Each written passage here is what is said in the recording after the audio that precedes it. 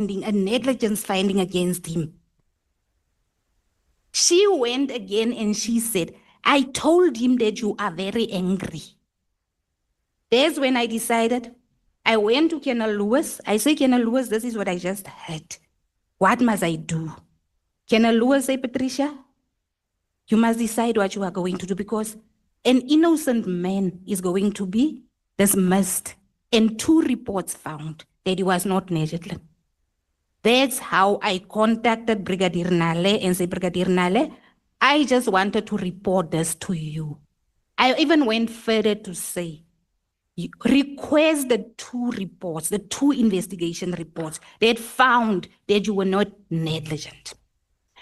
As a result thereof, Brigadier Nhlanhla was not dismissed. Okay. This is also the same incident that caused the seizure of your cell phones.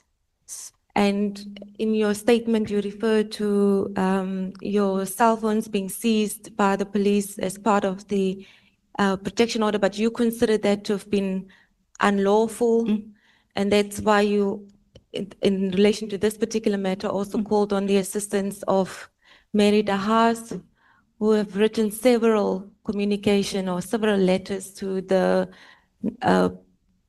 NDPP to try and get General Isia prosecuted, but the NDPP declined. It was unlawful. When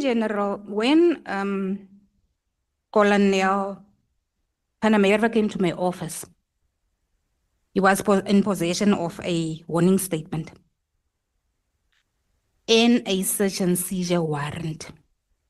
Before he could say, because when he came in my office, I was in my office with my commander. He chased my commander out of the office. There were 3 of them. Closed the door, and he instructed me to say, I want your phone. He already had the evidence bag open, where he said I must put my phone in the evidence bag. I told him, I said, why do you want my phone? Because I'm not charged with anything. He said to me, General Isia instructed me to come and seize your phone.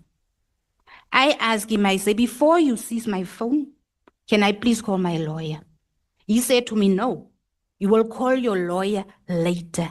I said, but my numbers are saved on my phone. While I was talking, my phone was ringing. And when I attempted to answer the phone, the armed constable was standing next to me, twisted my arm, and she forced my phone out of my arm. That's how she took my phone. At that moment, there were 3 in the office. The other one was blocking the entrance, Captain Kutsia. They took my phone, and now Colonel Panamerva said, I want to take your warning statement after taking my phone. I told Colonel Panamerva, I don't know what are you charging me with. You refused me to call my lawyer. Can you at least call my commander so that he can be a witness as to what is currently happening in this office? That is how they called Colonel Lewis. So he also wanted me to force me to sign the warning statement and to participate in taking down the warning statement. And I told him, this entire procedure is unlawful. I don't have legal representation. I'm not going to participate. You can write there. I'm not participating. After he left with my phone, that's where I saw the search and seizure warrant. If you have it there, you can see on top of the search and seizure warrant, something have been scratched out with a marking pen. And I saw the search and seizure warrant was signed by a magistrate Marks at a Bloemfontein Magistrates Court. But when I took that page and I hold it like this, I saw that under that marking pen was a Kroonstad case. That immediately told me that if Magistrate Marks signed this, is unlawful because it's out of her jurisdiction. She's in Bloemfontein. She cannot sign a search and seizure warrant for Kroonstad. And I don't know anything about the Kroonstad case because my case was a Park Road case. I immediately went to I asked my commander because I was rattled. It was past 11 in the morning, 14 October, 2021. I'll never forget it. I went to the magistrate's court, to the senior magistrate. I gave him the search and seizure warrant. I say, I just want to check. Magistrate Mark signed this. I want you to check for me whether the documents are the same because mine are scratched out on top. Senior Magistrate Saliwe went to Magistrate Mark's office. He was there for a while. I came back. He said, your suspicions is confirmed. When Magistrate Mark signed this, she signed it based on that Kronstadt case, not based on the Park Road case. So you disputing the validity of the seizure warrant that was granted against you, and you also think that the NDPP was incorrect not to prosecute because their correspondence, their response to the correspondence that was addressed to them by Mr. Haas is that there are no reasonable prospects of successful prosecution. The allegations are based on the same set of facts and allegations as in Park Road case, and there are two other case numbers mentioned. And then it says that the matter has a long and convoluted history. The current allegations are without merit. Did you dispute? I'm still disputing it. I'm coming to that. After Magistrate Saliwe told me that this is fraud that has been committed, and Colonel van der Merwe even admitted in court when the magistrate asked him during my trial that he did commit fraud. He did mislead the magistrate. I didn't know it then. But then I went to the police station, I opened a case against Colonel van der Merwe, who said General Isia sent him to seize my phone. My case was opened at Park Road. The next day, I got information that General Isia took the docket, the same docket that I opened at Park Road.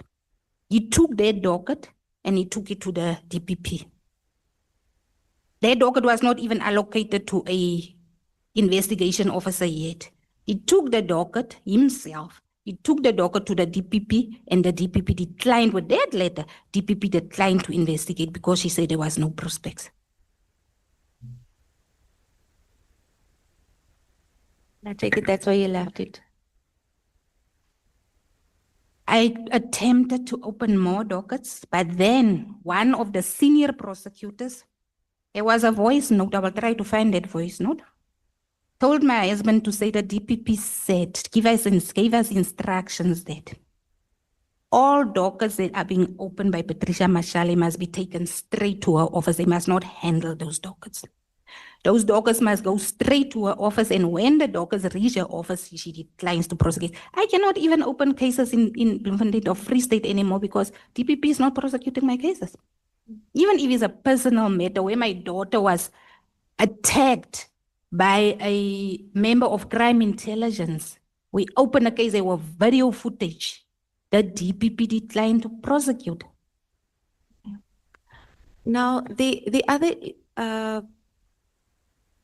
issue that came to light, or rather further evidence that was given by General Khumalo in relation to you was your disciplinary proceedings.